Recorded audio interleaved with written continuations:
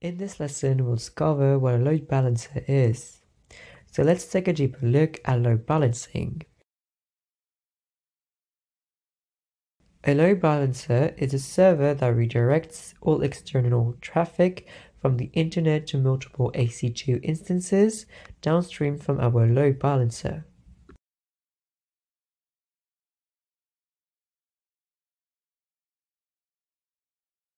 This little diagram shows the process. I have one load balancer here and 3 EC2 instances behind it. On the outside, I have a user 1 that will send a request to the load balancer.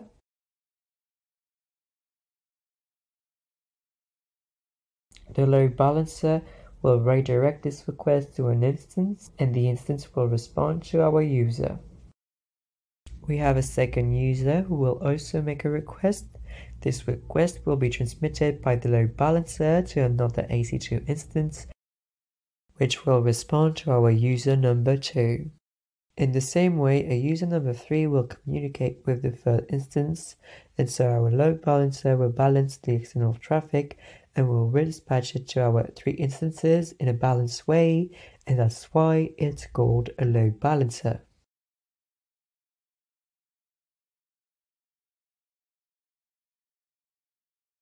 So why use a load balancer? The load balancer, as we've seen, allows load balancing to multiple downstream instances. It displays a single point of access DNS to your application, meaning that no one from the outside will see your instances. Only the DNS name of your load balancer will be accessible from the outside. It manages transparently the failures of the downstream instances. In other words, if there is an instance that does not work, the load balancer will not send it a request.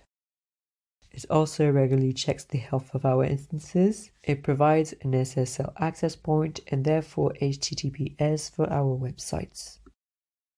It reinforces the adherence with cookies, but we'll come back to that later.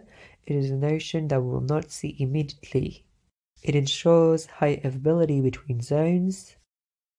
It separates public and private traffic. So why use an EC2 load balancer? An ELB or EC2 load balancer or elastic load balancer is a scalable load balancer.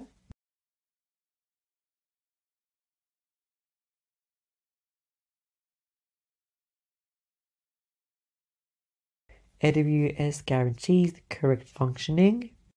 AWS supports upgrades, maintenance, and high availability. It provides simplified configuration tools. You will have 2 or 3 buttons to check the status of your load balancer.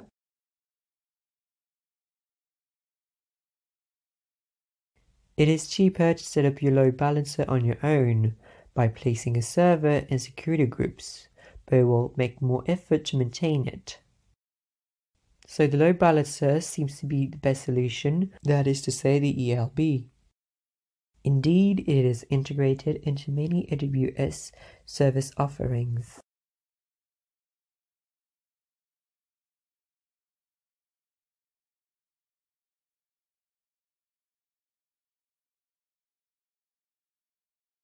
How does the load balancer check the health of our instances? It does so by doing health checks. It checks the health of the resources, so this is really a very important function of the load balancer. It's able to check, thanks to the health checks, if the instances are working or not.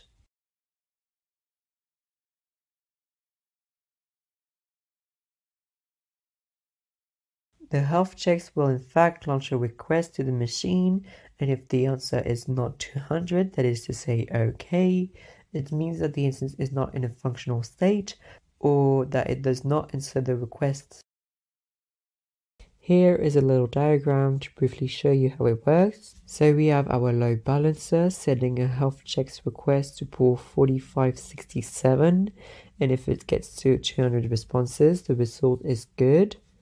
If it gets another response, it means that the health checks are not good, and the send checks will need to be changed. The different types of AC2 load balancer. So the classic load balancer version 1, the old generation that was created in 2009 by AWS. It supports HTTP, HTTPS, and TCP. Application load balancer version 2, new generation was created in 2016 and supports HTTP, HTTPS, and WebSocket. Finally, the network load balancer version 2, new generation of 2017. It supports TCP, TLS, which is in fact the secure TCP and UDP protocol. In general, it is recommended to use the latest version. The V2 generations offer more functionality. It is possible to set up another private internal load balancer that will allow your machines to communicate with each other to manage the traffic between them.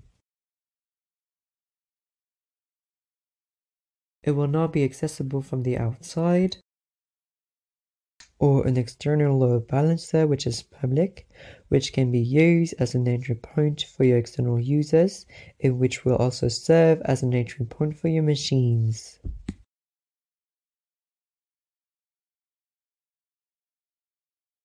Load balancer security groups. Let's take an example. So we have a user, our load balancer, and the AC2 instance behind it.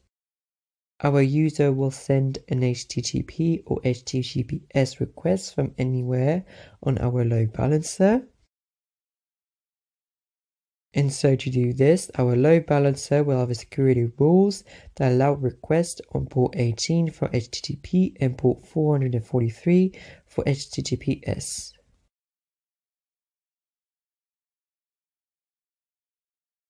And then the source 000/0, so from anywhere, and that's what we want. Then the load balancer will send the request from our user to our AC2 instance, and our AC2 instance will send the request back to the load balancer, which will forward it to the user.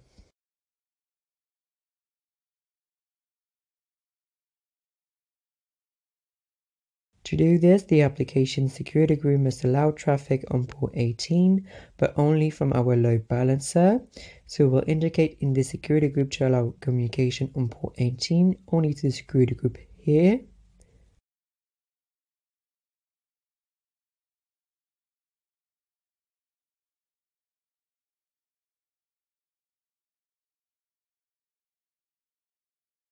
Which corresponds to the load balancer's security group.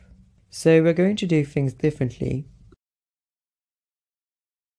Our user has the right to connect to our load balancer on HTTP or HTTPS. Our load balancer is the only one that can connect to our AC2 instance, and our AC2 instance only allows the load balancer to connect to it on port 18. That's it for the load balancer security groups. Here are a few elements that are good to know about load balancers. You can resize a load balancer but not immediately. If you ever want the propagation to happen faster, you need to contact AWS. When troubleshooting a load balancer, there can be several types of errors. If there is a 400 error, it is an error induced by the client, that is to say from the outside. If we have a 500 errors, there are errors induced by the application. If you get a 403 error on the load balancer, it means that either the load balancer is overloaded or the target is not registered. If the load balancer fails to connect to your application, then you should check the security groups and see if the ports are open to your communications. For monitoring purposes, the ALB access log tracks all requests and can therefore debug on a per request basis. And that's it for load balancer.